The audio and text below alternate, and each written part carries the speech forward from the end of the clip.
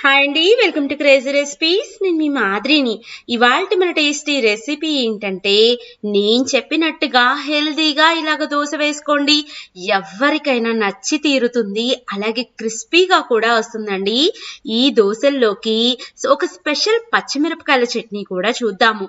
ముందుగా ఇక్కడ నేను వెడల్పాటి బౌల్ని తీసుకున్నాను. దీంట్లోకి ఒక కప్పు రాగుల్ని యాడ్ చేస్తున్నానండి. యాక్చువల్గా రాగులు బాగా క్లీన్ చేసినవి మనకి అమ్ముతారు, అంటే క్వాలిటీ ఎక్కువ ఉన్నవి వాటిని తీసుకోండి, చాలా బాగా వస్తుంది ఈ దోశ.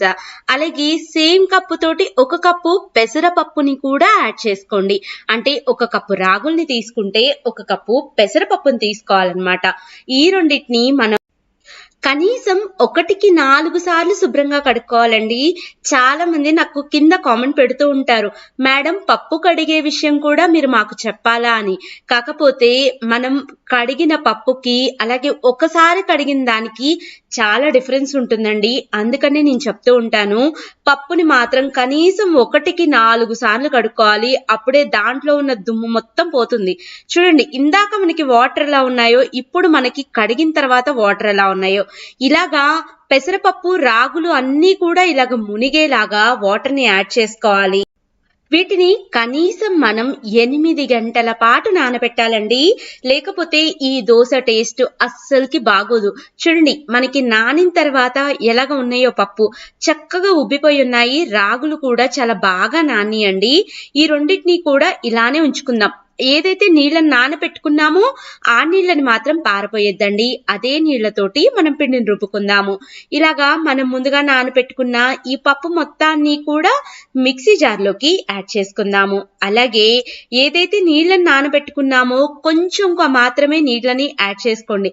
ఒకేసారి ఎక్కువ నీళ్ళని యాడ్ చేయొద్దు. ఇలాగ కొంచెం కొంచెంగా వాటర్ని యాడ్ చేసుకుంటూ పిండి మొత్తాన్ని కూడా మనం మెత్తగా పేస్ట్ లాగా రుబ్బుకోవాలి. చాలా స్మూత్ గా ఉండాలండి. చూడండి, వీడియోలో చూపిస్తున్నట్టుగా ఈ విధంగా మనకి పిండి ఉండాలి. ఈ పిండి మొత్తాన్ని కూడా వెడల్పాటి బౌల్లోకి యాడ్ చేసేసుకోండి. ఈ పిండిని కనీసం ఒక 2 గంటల పాటు మాత్రమే ఫర్మెంటేషన్ చేయాలి. ఇప్పుడు ముందుగా మనం దోశ పిండిని వేసి పెట్టుకుని 2 గంటల పాటు నానబెట్టాం కదండి, దాంట్లోకి సరిపడా నేను ఇక్కడ ఒక 3/4 స్పూన్ దాకా ఉప్పును వేసానండి. ఈ 3/4 స్పూన్ ఉప్పును వేసుకొని ఇంకొకసారి పిండి కన్సిస్టెన్సీని వీడియోలో చూపిస్తున్నట్టుగా అడ్జస్ట్ చేసుకొని సన్నగా ఇలాగా పల్చగా స్ప్రెడ్ చేసుకోవాలండి. దోశ మనకి చాలా పర్ఫెక్ట్ షేప్ వస్తుంది. మనకి ఎంతైతే పల్చగా వీలవుతుందో అంత పల్చగా చేసుకుందాము. ఇలాగా పైన ఒక 1/2 స్పూన్ దాకా నూనెను వేసుకొని దోశని చక్కగా మంచి గోల్డెన్ కలర్ అయ్యేదాకా ఫ్రై చేసుకుందాము. మనకి ఈ దోశ కాలేటప్పుడే అర్థమవుతుంది దోశ పర్ఫెక్ట్ గా కాలిందని. ఇలాగా రెండో వైపు కూడా తిప్పుకొని దోశని కాల్చుకొని ప్లేట్లోకి సర్వ్ చేసుకుందాము.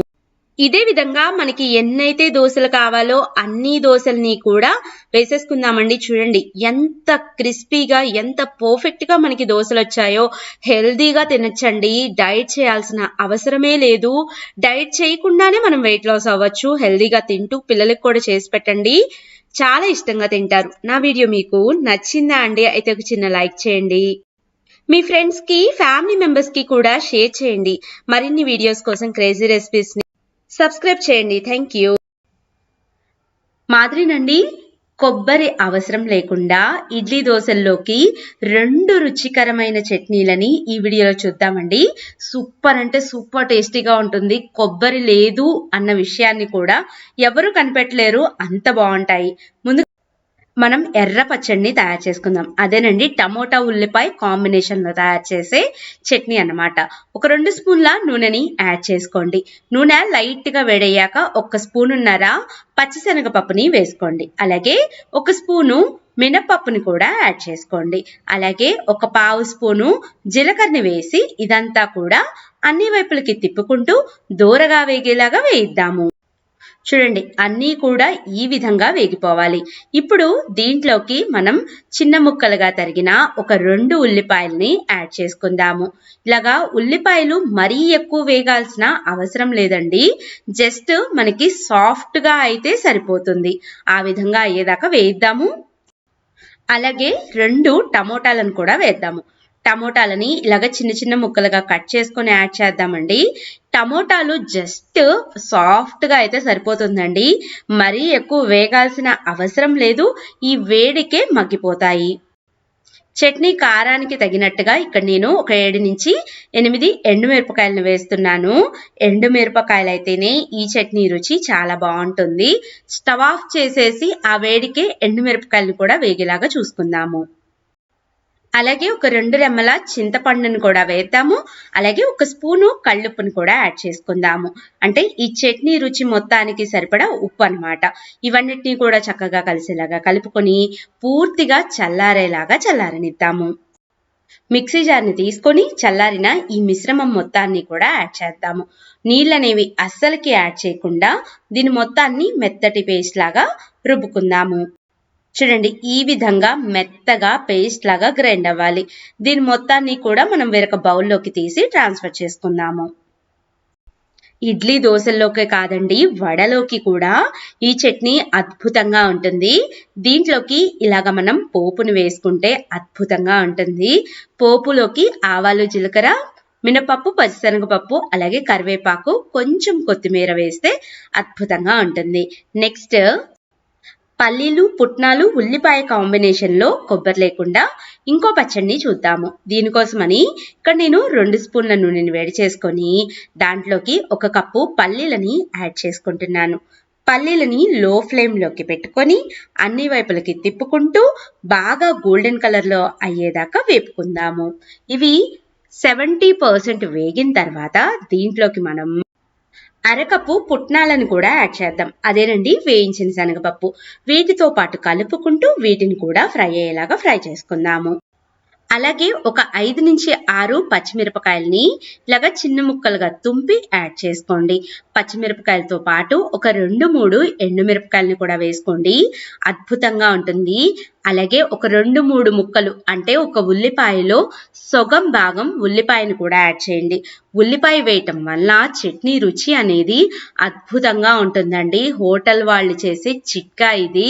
వాళ్ళు కొబ్బరి యాడ్ చేయకుండా ఇలాగ ఉల్లిపాయ యాడ్ చేస్తూ ఉంటారు.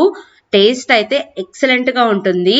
ఇప్పుడు స్టవ్ ఆఫ్ చేసేసి వీటన్నిటిని కూడా పూర్తిగా చల్లారనిద్దాము. చల్లారిన తర్వాత ఈ మిశ్రమం మొత్తాన్ని కూడా మిక్సీ జార్లోకి యాడ్ చేసుకుందాము. చూడండి, మిక్సీ జార్లోకి వేసుకున్న తర్వాత 1 స్పూన్ దాకా కళ్ళుప్పుని యాడ్ చేద్దాము. ఇక్కడ నేను చట్నీలోకి నిమ్మకాయ వేస్తున్నానండి, అందుకని చింతపండుని వాడట్లేదు. మీరు కావాలంటే చింతపండునైనా వాడుకోవచ్చు. సరిపడినన్ని నీళ్ళని యాడ్ చేసుకొని మనం బౌల్లోకి యాడ్ చేసేసుకుందాము. ఈ చట్నీలోకి పోపును వేసుకుందాము. పోపు ముందుగా నేను చెప్పినట్టుగా 2 స్పూన్ల నూనెలోకి ఆవాలు, జీలకర్ర, మినపప్పు, పచ్చిశనగపప్పు, ఒక ఎండుమిరపకాయని వేసుకొని అలాగే 2-3 రెమ్మల కరివేపాకు, కొత్తిమీర ఆకుని వేసేసేయండి. పోపు కొంచెం లైట్గా చల్లారేలాగా చూసుకోండి. చల్లారిన తర్వాత చట్నీలోకి వేయండి, బాగుంటుంది. ముందుగా నేను చెప్పినట్టుగా ఇక్కడ ఒక అరచెక్క నిమ్మకాయని పిండుతున్నాను. నిమ్మకాయ రసం అంతా కూడా చట్నీలోకి బాగా కలిసేలాగా కలుపుకుందాము. నేను చెప్తున్నానండి, ఈ చట్నీలోకి నిమ్మకాయ కాదు చింతపండును కూడా వేసుకోవచ్చు. రెండిట్లో ఏదైనా కానీ టేస్ట్ అద్భుతంగా ఉంటుంది. చివరిగా పోపుని వేసేద్దాము. ఇడ్లీ దోశల్లోకి అద్భుతంగా ఉండే 2 రకాల చట్నీలు తయారైపోయినాయి. తప్పకుండా మీరు ఈ రెండింటిని ట్రై చేసి ఎలా ఉన్నాయో కామెంట్ చేయండి. వీడియో నచ్చినట్లయితే ఒక లైక్ చేయటం, మీ ఫ్రెండ్స్కి ఫార్వర్డ్ చేయటం, క్రేజీ రెసిపీస్ని సబ్స్క్రైబ్ చేయటం అసలుకి మర్చిపోవద్దు. Thank you. Bye bye.